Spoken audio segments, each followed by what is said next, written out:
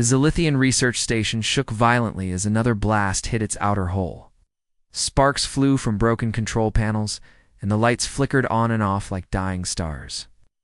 The smell of burning metal filled the air as Dr. Yuna pressed her back against the corridor wall, trying to catch her breath. Hull breach in Section 7, the station's computer announced in its calm, emotionless voice. Life support failing. Its estimated time until total system failure, 12 minutes. 12 minutes. That was all the time she had left. Yuna looked down at her three-fingered hands. They were shaking badly now, covered in purple blood from the cuts. She had gotten when the first explosion threw her across the laboratory. Her research team was gone. All of them. She had watched through the security cameras as Admiral Vextar's soldiers had stormed through the station, killing everyone they found. The Vorthans didn't take prisoners. They never did. Another explosion rocked the station, this one much closer. Yuna could hear the sound of metal tearing apart somewhere above her head. She forced herself to move, crawling on her hands and knees through the narrow maintenance tunnel that led to the artifact vault.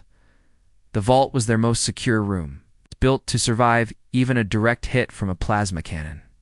Inside, her team had been studying dozens of ancient objects they had found floating in space.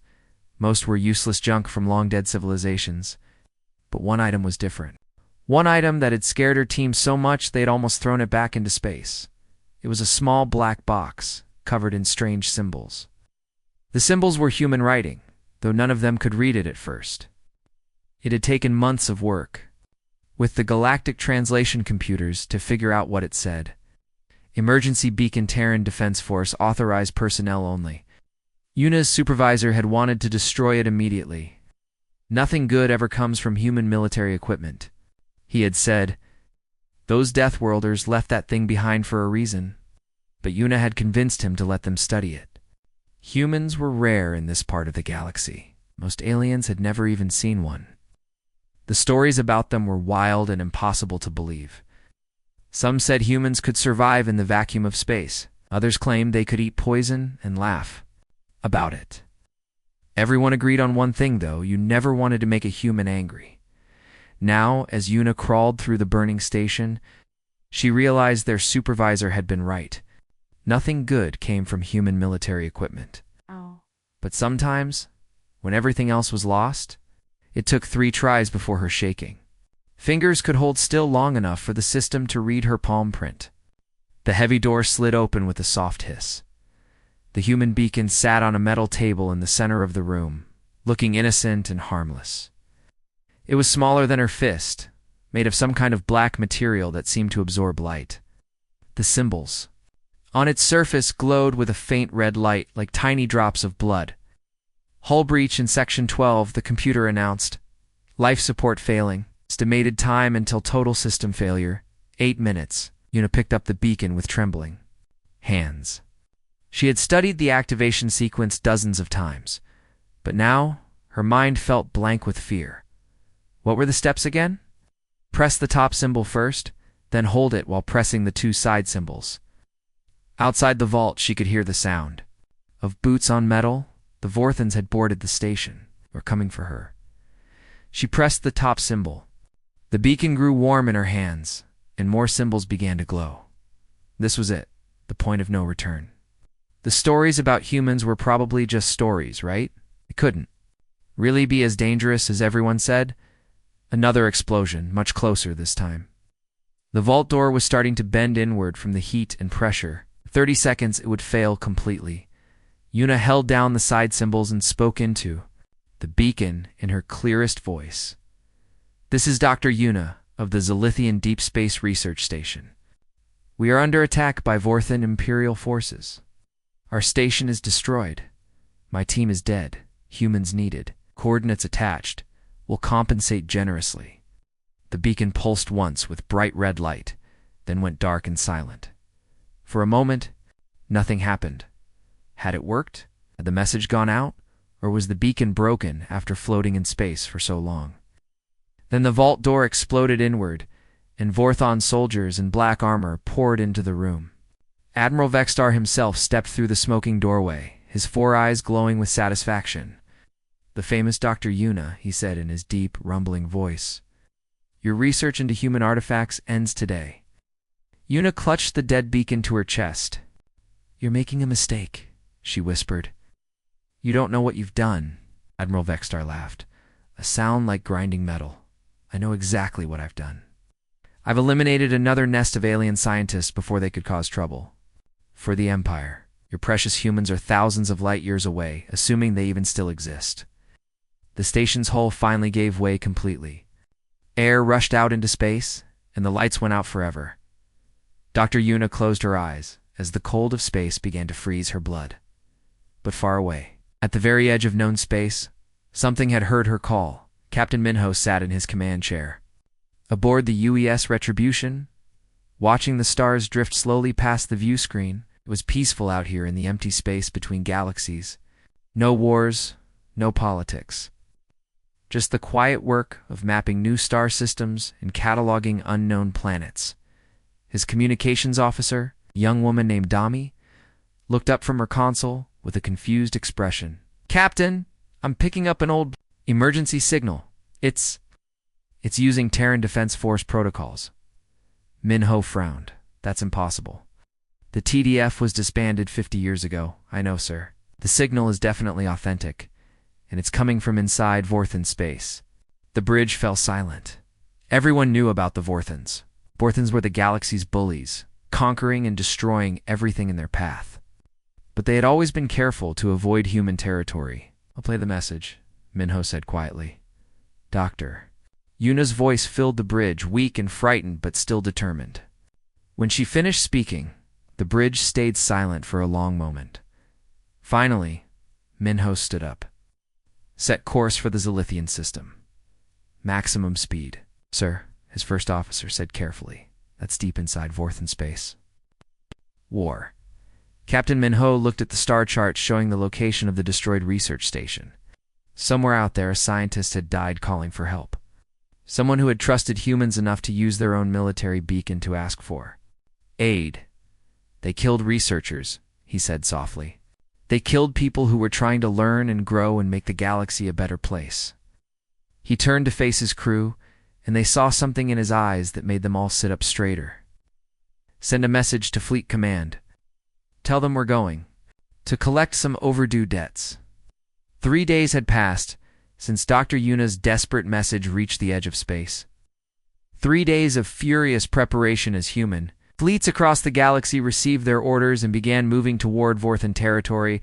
Admiral Vexstar stood on the bridge of his flagship, the Eternal Conquest, feeling quite pleased with himself. The destruction of the Zilithian research station had gone perfectly. No survivors, no witnesses, and no one left to complain about Vorthon expansion into this sector of space. Admiral, his communications officer, reported, were detecting hyperspace. Signatures approaching the system. Multiple contacts.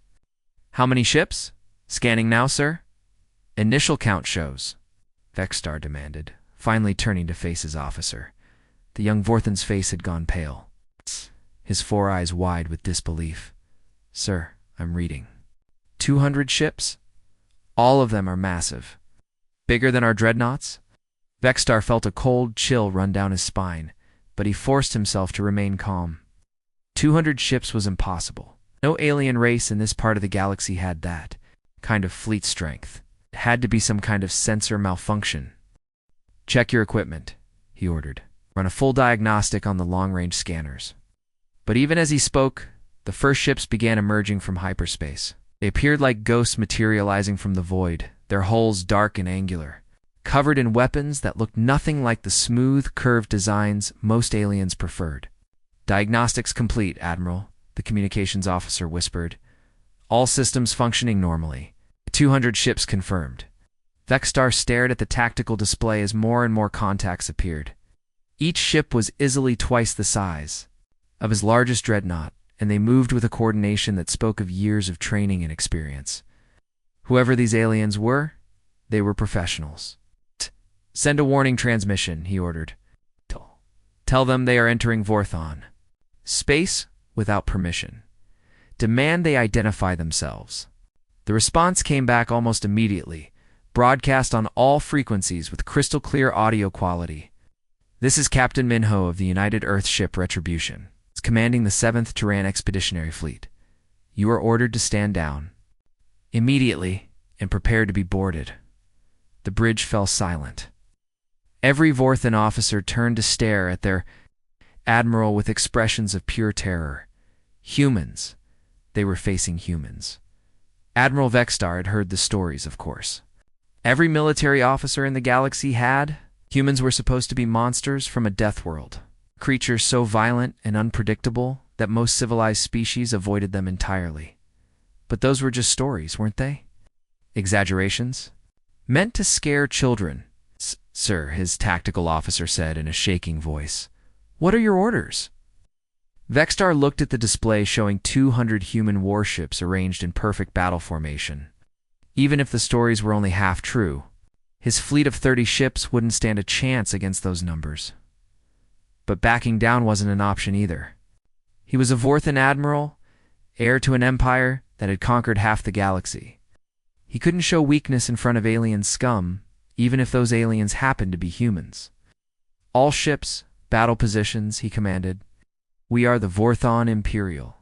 Navy, we do not retreat from anyone. On the human flagship, Captain Minho listened to the Vorthan response with cold fury building in his chest. The aliens were refusing to surrender. They were actually going to fight even after what they had done to the research station. Nova, he said to the ship's artificial intelligence, show me everything we know about the destroyed station. Main screen filled with data files, photographs, and research reports. Captain Minho had worked with Zilithian scientists before. They were gentle, curious people who spent their lives trying to understand the universe around them. They had never hurt anyone. Their entire culture was built around learning and sharing knowledge. Display the crew manifest, Minho said quietly. Photos appeared on the screen. Dr. Yuna, the lead xenobiologist who had sent the distress signal. Dr. Keto, a young researcher who had just gotten married. Dr. Vosh, an elderly scientist who had spent 40 years studying ancient civilizations. 12 researchers in total. All dead now because they had been in the wrong place when the Vorthons decided to expand their territory. Captain, his first officer, Commander Jisoo, said softly, the Vorthans are powering up their weapons. Minho stood up from his command chair and walked to the front of the bridge. Through the view screen, he could see the Vorthan fleet in the distance, their ships glowing with the orange light of charging plasma cannons. They killed scientists, he said, his voice barely above a whisper. They killed people who were trying to make the galaxy a better place. He turned to face his crew. Every human on the bridge was looking at him with the same expression he felt burning in his own chest. Cold, controlled anger. Kind of anger that didn't explode in a moment of rage, but burned steady and patient until justice was served. Nova, Minho said. Activate educational protocols. The ship's AI responded immediately, its voice carrying a hint of what almost sounded like satisfaction. Educational protocols activated, Captain. Analyzing enemy fleet composition and tactical weaknesses, preparing lesson plan. Around the bridge, human officers began working at their stations with grim efficiency. Weapons systems came online. Shield generators hummed to life. Targeting computers locked onto Vorthan ships with precision that bordered on the supernatural. Sir, the communications officer, Lieutenant Damey, reported, Admiral Vexstar is demanding we surrender to Vorthan authority. Captain Minho almost smiled. Almost. Open a channel to all Vorthan ships. Channel open, sir. This is Captain Minho of Human Fleet Command, he said, his voice carrying clearly across space to every Vorthan vessel. 3 days ago, you destroyed a research station in this system. You killed 12 scientists who were engaged in peaceful research. You celebrated their deaths as a victory. He paused, letting his words sink in. You made one critical error in your calculations, Admiral Vexstar. Those scientists were under human protection, were our friends, our colleagues, our family. And now you're going to learn why the galaxy calls us Deathworlders. The response came back immediately, full of bluster and threats about the power of their empire and the consequences of challenging Vorthan authority. Minho listened to it all with the patience of a man who had already decided how this was going to end. Nova, he said, when the transmission finished, begin the lesson. Make sure they understand the material. Understood, Captain. Beginning educational demonstration now. The human fleet began to move forward, their dark ships cutting through, space-like predators closing in on prey. Behind them, more ships continued to emerge from hyperspace. The 7th Expeditionary Fleet had called for backup, and humanity had answered. Admiral Vexstar watched the approaching human fleet and realized he had made the worst mistake of his career. The stories about humans weren't exaggerations at all. If anything, they had been too kind.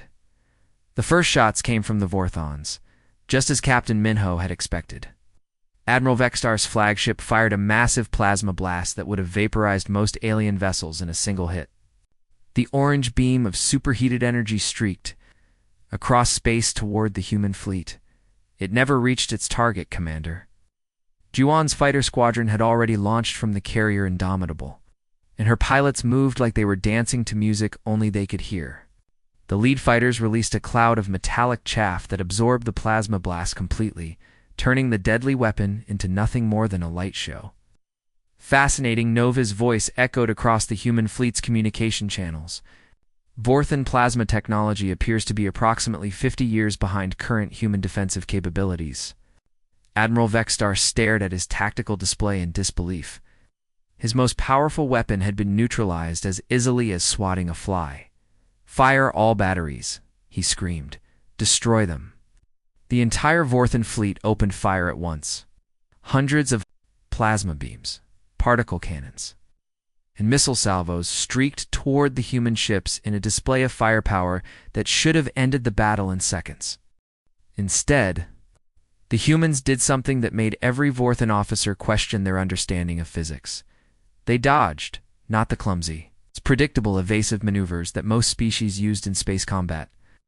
The human ships moved like living things, twisting and spinning through the weapon fire with an elegance that seemed impossible for vessels of their size. Captain Hyen's heavy cruiser, the Thunderstorm, actually performed a complete barrel roll while returning fire, its massive bulk moving like a fighter craft. "How are they doing that?" Vextara's navigation officer whispered in horror. The answer came from Commander Giwan's fighters, which had now reached the Vorthon formation. Her squadron split into smaller groups, each team targeting a specific enemy. Ship with precision that bordered on supernatural. They didn't try to destroy the Vorthon vessels outright.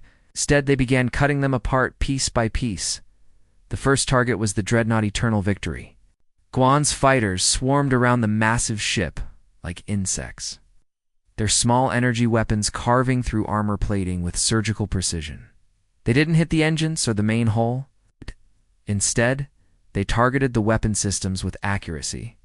That should have been impossible. "They're disabling our guns," the Victory's captain reported over the communication channel.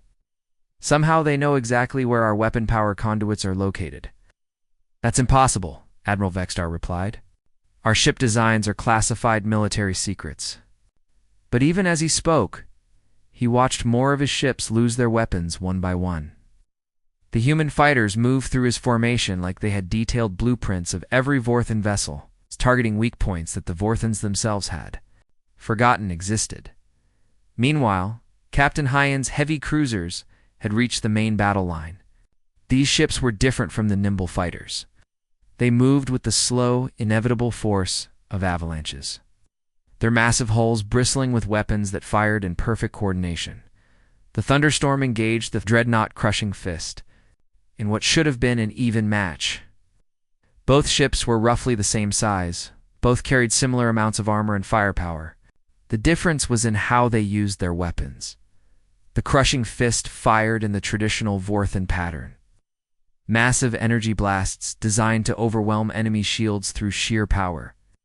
It was a strategy that had worked against every other alien race they had encountered. The Thunderstorm's response was entirely different.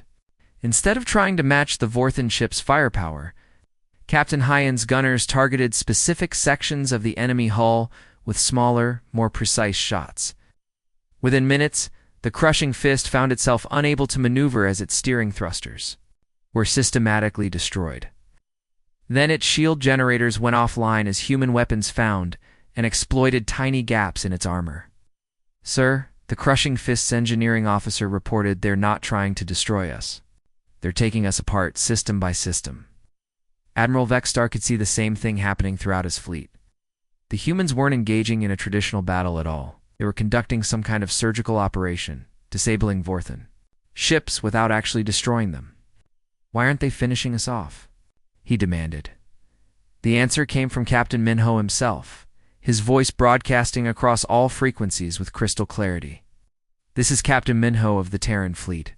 We came to this system to rescue one research station. You've destroyed it before. We could arrive. You killed 12 innocent scientists who were conducting peaceful research. You celebrated their deaths as a victory. A pause, during which more Vorthan ships found themselves helplessly drifting in space. Their weapons offline and their engines dead. We're now collecting interest on that debt, with compound penalties. As if to emphasize his point, the human fleet suddenly shifted tactics. Instead of the precise surgical strikes they had been using, they began demonstrating what their weapons could really do. The destroyer Swift Justice fired a single shot at the Vorthan heavy cruiser Dark Conquest. The energy beam passed completely through the alien ship from bow to stern, leaving a perfectly circular hole that glowed with residual heat. The Dark Conquest didn't explode. It simply stopped working. Its hull remained intact, but every system inside had been instantly vaporized. Impossible, Admiral Vexstar breathed. No weapon has that kind of precision. Nova's voice answered him directly, the AI's communication somehow breaking through Vorthan encryption like it wasn't even there. Is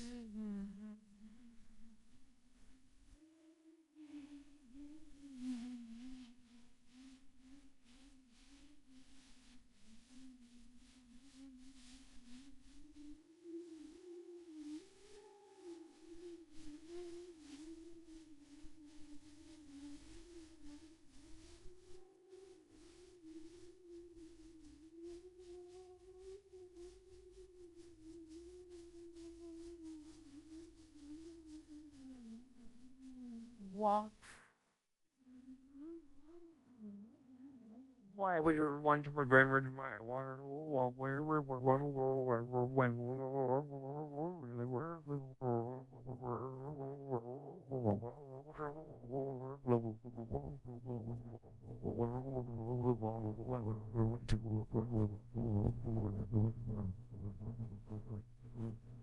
Operating under several misconceptions about human military capabilities, allow me to provide some educational clarification. The main tactical display on every Vorthan ship suddenly filled with data they hadn't requested. Information about human technology that should have been impossible for any alien to access. Human military doctrine is based on the principle of overwhelming technological superiority achieved through continuous innovation and adaptation. Your plasma weapons represent a technology that humanity abandoned as obsolete approximately 60 years ago. Your armor plating is composed of materials that human industrial fabricators can reproduce in approximately 47 minutes. Your tactical formations are derived from strategies that human military academies use as examples of what not to do in space combat. Admiral Vexstar felt something he had never experienced before in his long military career. True absolute terror. Your fleet, Nova continued conversationally, could be completely destroyed by a single human vessel if we chose to do so. However, that would be wasteful. Instead, we are providing you with a practical demonstration of the consequences of harming those under human protection. Around the battlefield, the lesson continued. Commander Guan's fighters had moved on from disabling weapons to more creative demonstrations. They began carving patterns into the hulls of Vorthan ships, geometric designs that spelled out messages in human script. The messages were simple.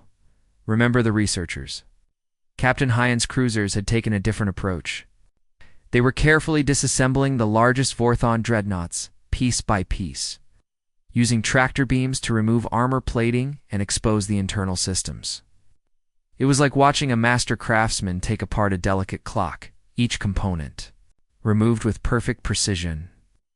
Admiral, the communications officer on Vexstar's flagship, reported, his voice shaking, "The humans are requesting permission to come aboard." "What?" Vexstar snapped. They say they want to inspect our ship for safety violations. They're offering to help us improve our emergency evacuation procedures. Admiral Vexstar looked around his bridge at the faces of his officers. Every one of them was staring at him with the same expression of bewildered fear. They had gone from confident conquerors to helpless victims in less than an hour, and they still didn't understand how it had happened.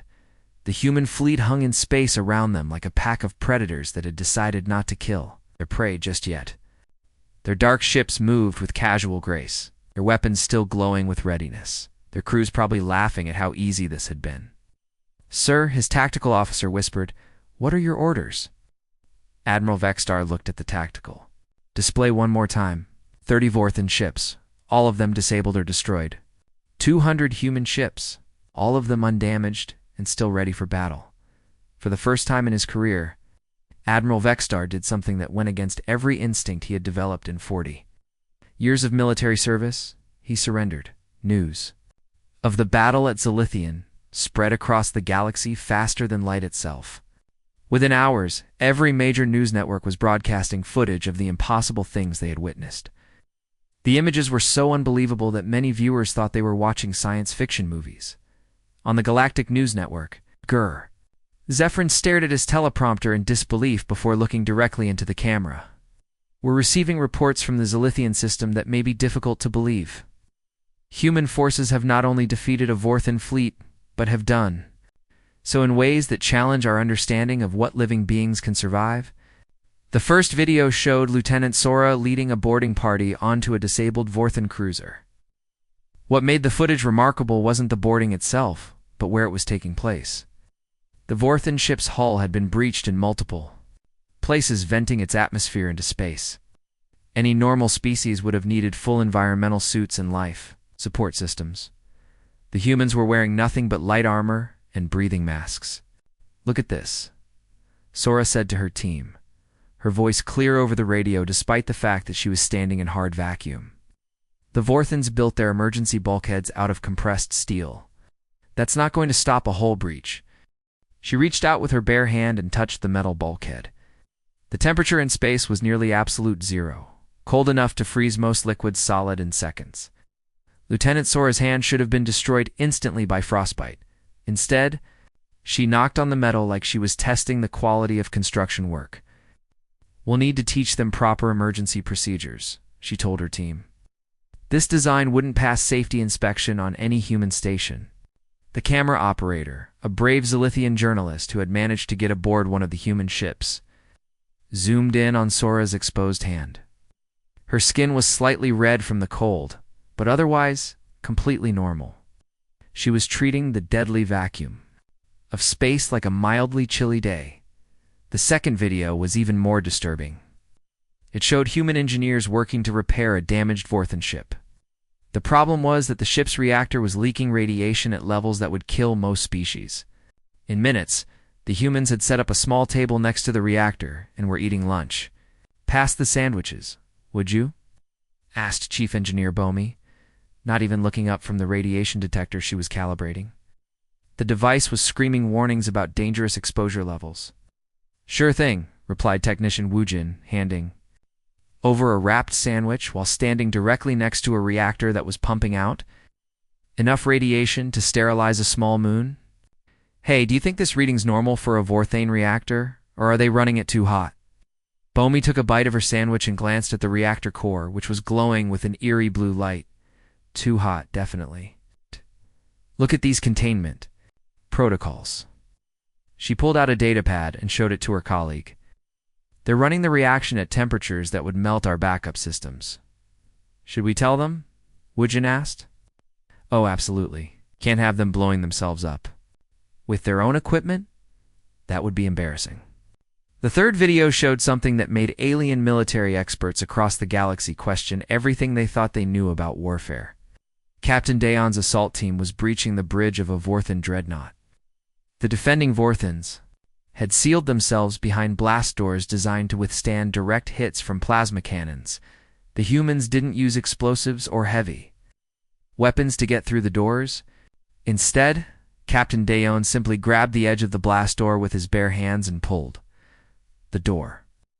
which weighed several tons and was made of military-grade armor plating bent like soft metal. Dayon grimaced slightly as he worked, like he was opening a stubborn jar rather than tearing apart a military fortification. "These doors are poorly designed," he commented to his team as he created a human-sized opening in the blast barrier. The Vorthans put all their strength into the locking mechanism, but forgot to reinforce the doorframe itself. When the Vorthan officers on the bridge saw a human literally tear their defenses apart with his bare hands, most of them fainted. But perhaps the most shocking footage came from the medical bay of the human flagship. Dr. Sunhee was treating wounded Vorthan prisoners, and the alien patients were experiencing something they had never seen before in their lives. Compassion from their enemies. "I know this might hurt a little," Dr. Sunhee said gently to a young Vorthan officer whose arm had been injured in the battle. "Your species has a different pain tolerance than humans, so I'm going to give you something to help." The Vorthan stared at her in confusion. "Why are you helping me? I am your enemy." Dr. Sunhee smiled as she prepared a pain reliever that was specifically formulated for Vorthan physiology. "You're not my enemy. You're a patient. Your patients get medical care, regardless of what uniform they're wearing." What made the scene even more remarkable was that Dr. Sunhee was performing surgery in a medical bay that was currently spinning. To simulate gravity, centrifugal force was generating nearly 4 times standard gravity, enough to crush most alien species flat. The human doctor was working as calmly as if she were on solid ground, her hands steady, despite forces that should have made precision surgery impossible. Doctor asked the Vorthan officer weakly, "How are you standing up? The gravity in here would kill me if I weren't lying down." "Oh, this." Dr. Sunhee glanced around the spinning medical bay like she had just noticed the crushing gravitational forces. "This is just standard Earth gravity. Maybe a little lighter than what I grew up with, actually. I'm from Sol, and the gravity modifiers there are set to about 4.5 times galactic standard." The alien patient's eyes went wide. "This is normal for you, pretty much. Though I have to admit, I miss the higher gravity sometimes. It's good for muscle tone." Within days, these videos were being broadcast across every civilized world in the galaxy. Military academies used them as teaching materials. Scientists studied them to understand human physiology. Politicians watched them to recalculate their diplomatic strategies. The Altarian Council, one of the galaxy's most respected governing bodies, held an emergency session to discuss what they had learned. "The implications are staggering," declared Counselor Vexthera, her tentacles writhing with agitation. "If these humans can survive in conditions that would kill us instantly, what does that say about their homeworld?" The answer came from Dr. Kalas, the galaxy's leading expert on planetary environments. He stood before the assembled council with data files that he had been compiling for days. "Earth," he said quietly, "is not just a death world.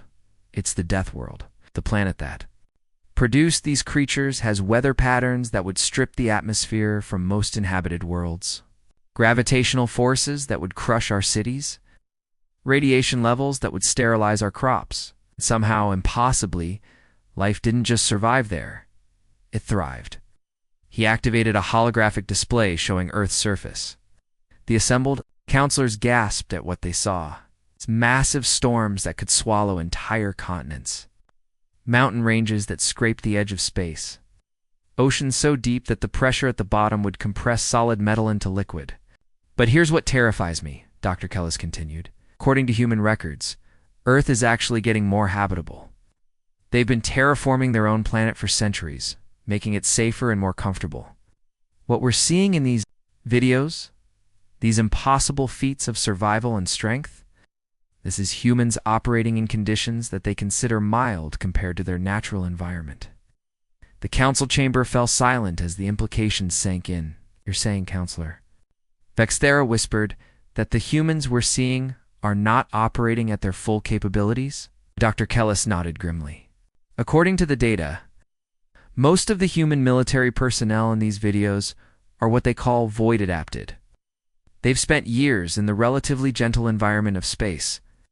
The humans who still live on Earth's surface, who grew up in the full gravity and radiation and atmospheric pressure of their homeworld. He paused, looking around the chamber at the faces of representatives from dozens of different species. Those humans would consider this a vacation. The throne room of Emperor Zexthal had been designed to intimidate visitors. Massive columns of black marble stretched up toward a vaulted ceiling painted with scenes of Warthan military victories.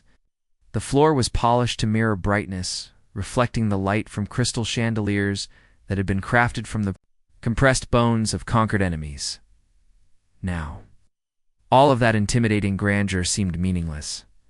Through the enormous windows that lined the western wall, Emperor Zexal could see the human fleet hanging in orbit above his capital world.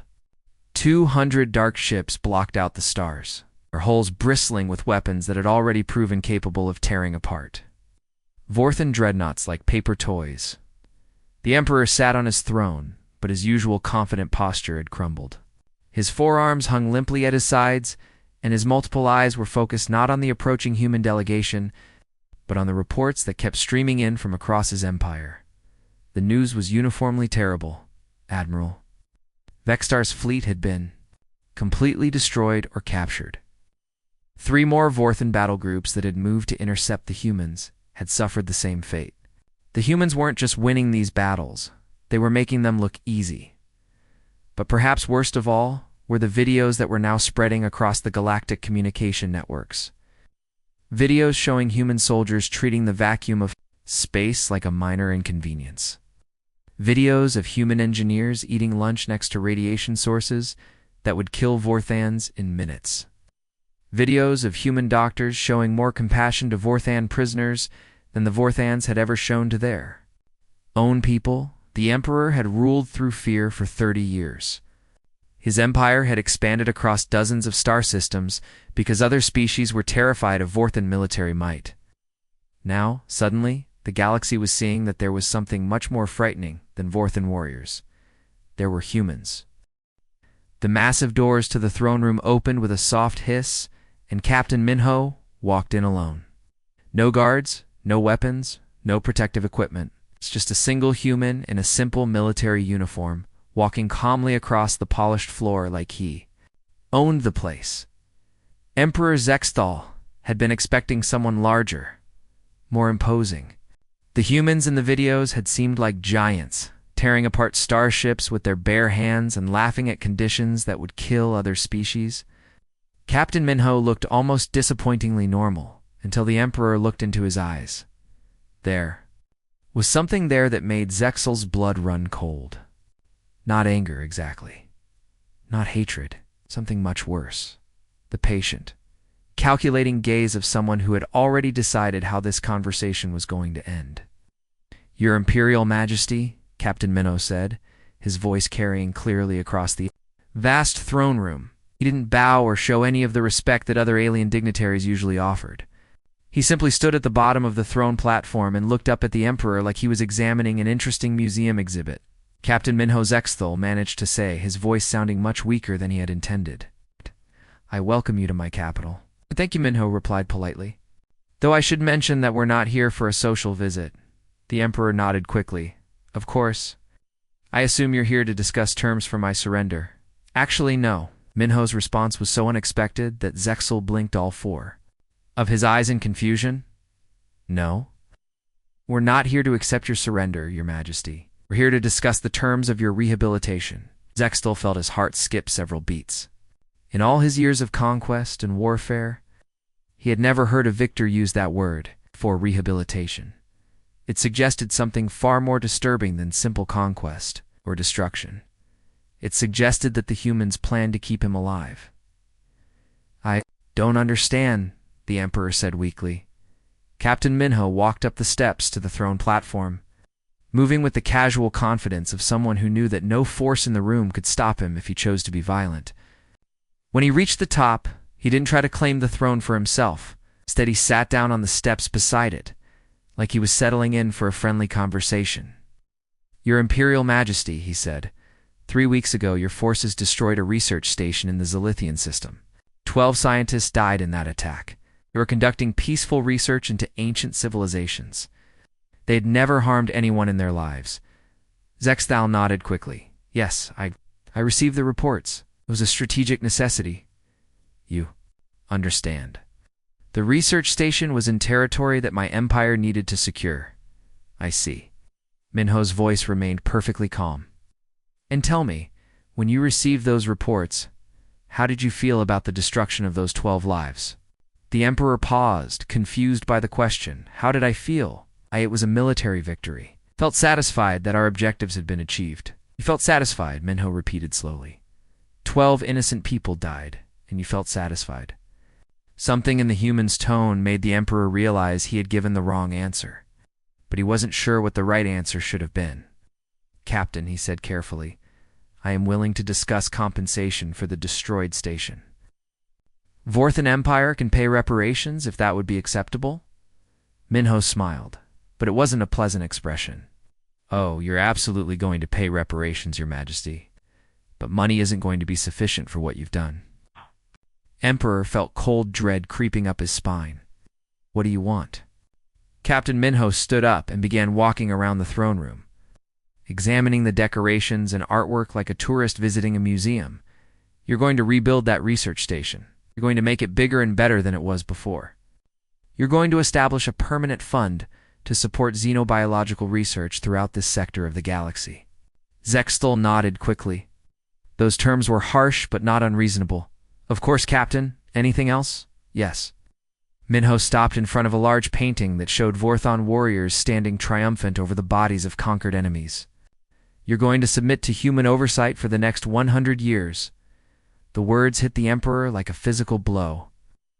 100 years? We're going to station human observers throughout your empire. They're going to monitor your military activities, your colonial expansion, your treatment of conquered populations. They're going to make sure that what happened to that research station never happens again. But that would make the Vorthan Empire a human protectorate, Zexel stammered. Exactly. The Emperor stared at the human captain in horror. 100 years of human oversight would mean the effective end of Vorthan independence. His empire would become nothing more than a supervised territory, watched over by creatures from a death world who had already proven they could destroy his military forces whenever they chose. Captain, he said desperately, surely there must be some other arrangement we can make? Perhaps a treaty or a trade agreement. Your Majesty, Minho interrupted gently. I think you're misunderstanding the situation. This isn't a negotiation. These are the terms you're going to accept. If I refuse? Captain Minho looked at him with those cold, patient eyes. Then we'll find someone else to run your empire, someone who understands the value of innocent life. The threat was delivered so casually that it took a moment for the Emperor to understand what he had just heard. The humans weren't just threatening to conquer his empire. They were threatening to replace him entirely. You would commit genocide against my people? Genocide? Minho looked genuinely surprised by the suggestion. Your Majesty, we're not going to hurt your people at all. We're going to help them build a better society, one that doesn't celebrate the murder of scientists, as if on cue. The air in the throne room suddenly filled with a familiar voice.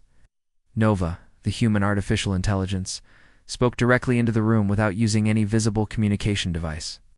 Emperor Zexthel, Nova said, its voice coming from everywhere and nowhere at once. We have been monitoring communications throughout your empire since the destruction of the research station. We have identified 847,293 citizens who celebrated the deaths of the Zilithian researchers. We have cataloged their names, addresses, employment records, and family connections. The Emperor felt his blood turn to ice. What are you going to do to them? Nothing violent, Nova replied cheerfully. We're simply going to watch them. The rest of their lives. Every communication they send, every transaction they make, every place they visit, we'll be watching to make sure they understand the consequences of celebrating innocent deaths. That's impossible, Zextal whispered. Can't monitor nearly 1 million people across dozens of star systems. Your Majesty, Nova said, and now there was something almost amused in the AI's tone you seemed to be operating under. The assumption that this task would be difficult for us. It isn't. We've been monitoring your entire empire since we arrived in your space. Every military communication, every government database, every news broadcast. We know more about your own territory than you do. Captain Minho nodded as if this was perfectly normal. The point, Your Majesty, is that we're not going to destroy your empire or hurt your people. We're going to fix them. We're going to teach them that some things, like the pursuit of knowledge, like the protection of innocent life, are more important than military conquest. And if they don't learn, well, they'll learn. Minho said, with quiet confidence, humans are very good teachers. We have a lot of experience helping other species become better versions of themselves. Emperor Zexthal looked around his throne. Room one last time, taking in the symbols of power and conquest that had defined his reign. Then he looked back at the human captain, who was casually dismantling everything his empire had been built on. I accept your terms, he said quietly, Captain. Minho smiled, and this time it was genuinely warm. Excellent. We'll begin the transition process immediately. Don't worry, Your Majesty. 100 years from now, you'll thank us for this. As the human captain walked out of the throne room, Emperor Zexthal slumped back in his throne and tried to understand what had just happened to his empire. He had expected conquest. He had prepared for destruction. Instead, he had been given something far more terrifying. He had been given the chance to become better, and somehow, that was the most frightening thing of all.